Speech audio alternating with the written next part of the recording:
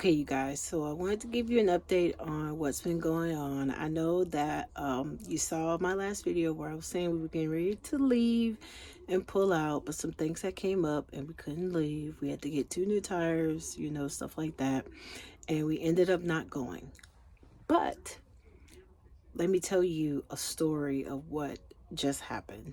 And so if I can rewind back to Friday, I was sitting here and I was like, Lord, I am really, really, really ready to go.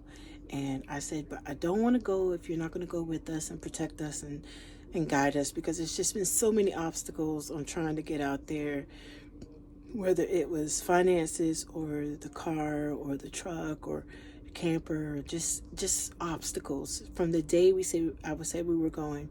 It's just been one thing after another, trying to get up enough money, trying to make sure you have what you need and get ready to pull out. So I was like, I need to know that you're going to go with us. Like, we'll have your protection.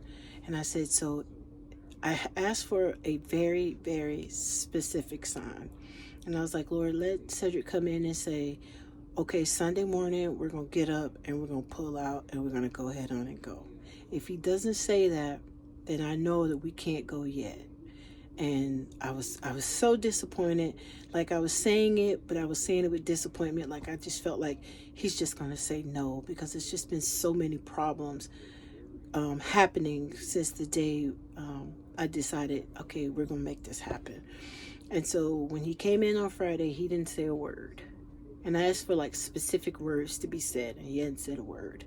And I was like, resolution with the part of just, okay, so I guess the answer is no. We can't go yet, or at all. And it just made me so sad, because I feel like we've had so many setbacks since starting this journey. And to be honest, I'm really ready to just give up. Like, I'm really ready to just throw in the towel and delete my YouTube account and just, let it go, because I'm not doing what I set out to do, and it's discouraging. So I said that prayer on Friday, and it didn't turn out the way I hoped. I was just hoping he would say, okay, now we got the tires, we got the oil change. Let's just go. Let's just leave Sunday, because that's not unheard of. And it's so cold here. Like, it snowed last night. We've been running through propane, and it's been hard trying to keep up with that, because it's like $30 to fill up. We got 3 tanks, so easily $100. And so it's just been miserable, just being cold all the time. So I was really looking forward to getting into some warmer climates.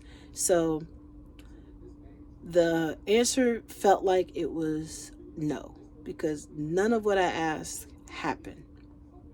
But tonight, he put this in my path and explained to me why his answer was his answer. Chad, what is the timeline of this, and how disruptive could it actually be?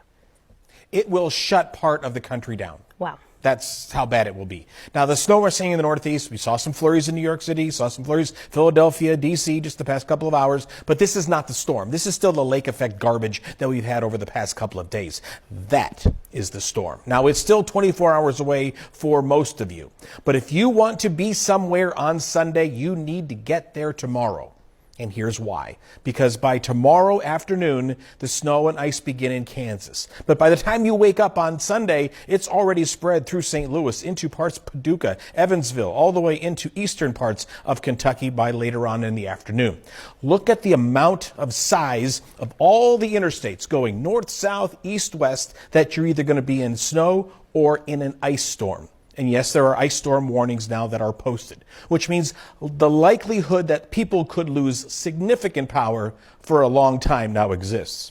But now, D.C., Baltimore, by the time we work our way into Monday, we're not going to be getting in and out of many of these airports. Visibility will be nothing. Snow will be coming down so hard they won't be able to clear things in time.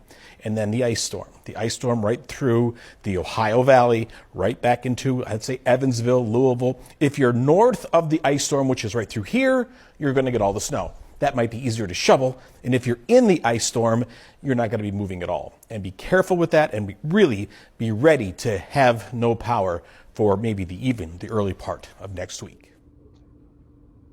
I know I'm sitting in my robe. I got my scarf on and my hat because I'm so cold. The propane ran out this morning. It was just miserable. I was so cold. But y'all just saw that video, right? There's an ice storm heading this way. And if we'd have left Sunday, we would have been driving, not even knowing, ignorant to the fact that we would have been driving right into snow and ice. And that could have been extremely dangerous. Because it's not like we watch the news. It's not like we're watching the news in Kentucky or Kansas or, Illinois or anywhere. And I happened to find that clip, that news clip where it's saying that the snow we're seeing, there's an ice storm behind it that starts tomorrow. We'd have got up in the morning. We would have got everything all hitched up and headed right into some trouble.